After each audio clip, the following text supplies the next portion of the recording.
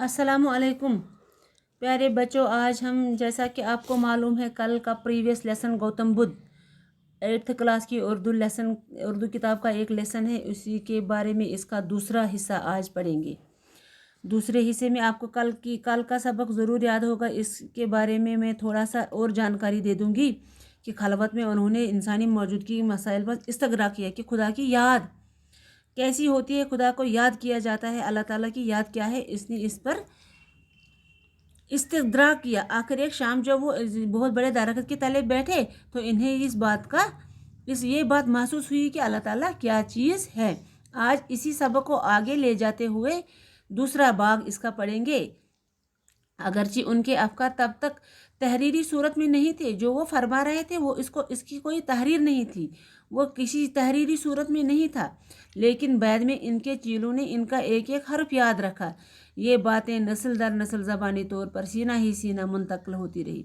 यानी एक नस्ल को गौतम बुद्ध के बारे में पता था, गौतम बुद्ध क्या कह रहे थे, तो दूसरी नस्ल ने अपने बच्चों को कहा, तीसरी नस्ल ने अपने बच्चों को कहा कि सीना बसीना ये मुंतकिल उनकी बातें होती रही। बुद्ध की तालीमात, बुनियादी तालीमात को बुद्धों के अल्फाज में 4 आला सच्चाई, 4 नोबल ट्रुथ्स के उन्वान से समेटा जा सकता है। अव्वल, इंसानी ज़िंदगी अपनी जिबली हैसियत में दुखों का मस्कन है, यानी इंसान पैदा हुआ है, दुख इसके साथ होंगे। दोम, दुखों की वजह ख्वाहिशात का होना। सौम, ख्वाहिशात को पैदा होने से रोका जा सकता है। इसे इस्तिलाह नरवान कहा जाता है। नरवान मतलब नजात, मुक्ति। इसके लग़वी माने फट पड़ने या तनसीख करने के हैं। चारों, इसका इलाज न कड़ी तपस्या है और न सहल पसंदी, बल्कि मयाना रवि से काम लेकर ये मकसद हासिल किया जा सकता है।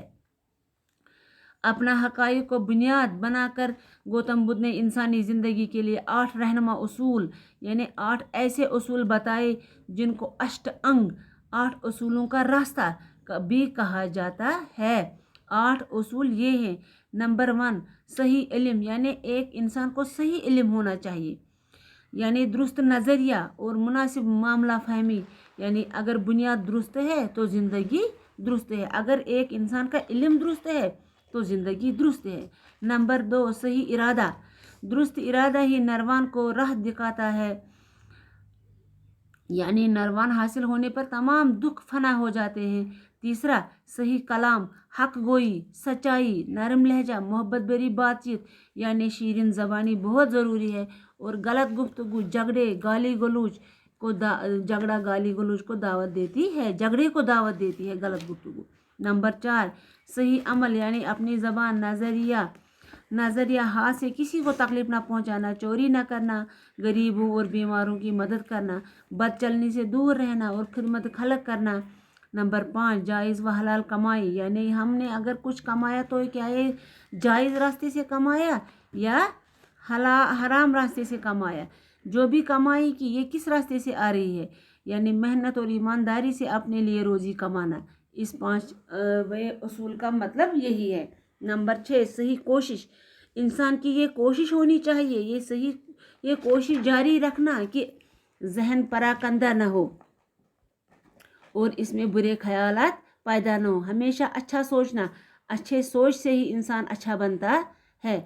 नेक ख्याल। नंबर 7, नेक ख्याल, जहन को पूरी तरह बेदार रखना और मुशाहिदे को मजबूत बनाना। इंसान जो कुछ देखता है उसको अपने जहन में मजबूत रखे, मुशाहिदा करे, अपने जहन को बेदार रखे। नंबर 8, सही गौर फिक्र, दुरुस्त तरीके से सोच विचार करना और मुराकबे के ज़रिए जहन को ठीक समत में ले जाना। यही कि अगर इंसान अच्छा सोचे तो वो अच्छा ही करेगा। गौतम बुद्ध ने दुनिया के बेशुमार इंसानों पर अपने असरात छोड़े। गौतम बुद्ध के उसूल अच्छे थे, इसलिए इंसानों पर इसके अच्छे ही असरात पड़े। उनके तालीमात किसी भी लिहाज से कदीम हिंदुस्तानी फ़लसफ़ा का इयादा नहीं थी। गौतम बुद्ध के तसव्वुरात की गहराई के सबब ही बुद्ध मत हिंदुस्तानी हुदूद से बाहर तक फैला और इसके फ़लसफ़े ने कबूल आम व ख़ास की सनद हासिल की। यानी इसके उसूल इतने आला थे कि लोग मजबूर हुए इनको अपनाने के लिए। यहाँ तक कि ये बुद्ध मत सिर्फ हिंदुस्तान में ही नहीं रहा, ये हिंदुस्तान से बाहर भी फैलता चला गया, यहाँ तक कि हर खास व आम ने इसकी सनद हासिल की। अब है इसके الفاظ اور معنی جو مشکل الفاظ ہیں ان کا سہل معنی کیا ہے؟ پرتعش، عیش و عشرت سے بھرپور یعنی نارو نعم والی. کھوگر گو عادی، انسان کھوگر ہو جاتا ہے کسی چیز کا، کسی عادت کا، اس کا مطلب ہے عادی. قبل مسیح، حضرت عیسیٰ علیہ السلام سے پہلے. بے کل، بے قرار، بے سکون، بے چین، بے آرام. اہل ثروت، دولت مند. نومولود، نیا پیدا ہوا بچہ. شاباش، یاد رکھنا، یہ الفاظ یاد کرنا، اپنی کاپی پہ لکھنا. مورا کے مطلب ہے خالی، یوگی کے مطلب ہے مذہبی ورزش کرنے والا. سنیاسی، فقیر. اذیتیں، تکلیف. ابہام، صاف صاف بیان نہ کرنا یعنی اس میں کچھ شک رکھنا. ابہام کا مطلب ہے شک رکھنا، صاف صاف بیان نہ کرنا، سچ نہ کہنا. ریاضت، مشقت.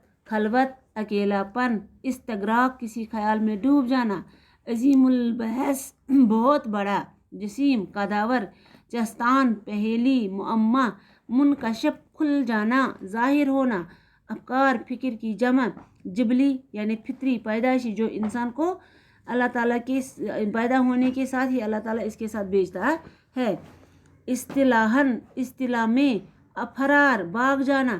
راست، صحیح، درست، سیدھا. طرز بدوباش، زندگی گزارنے کے طور طریقے. صحیح، کوشش و کھلا. بس آج کا سبق اتنا ہی. اللہ حافظ.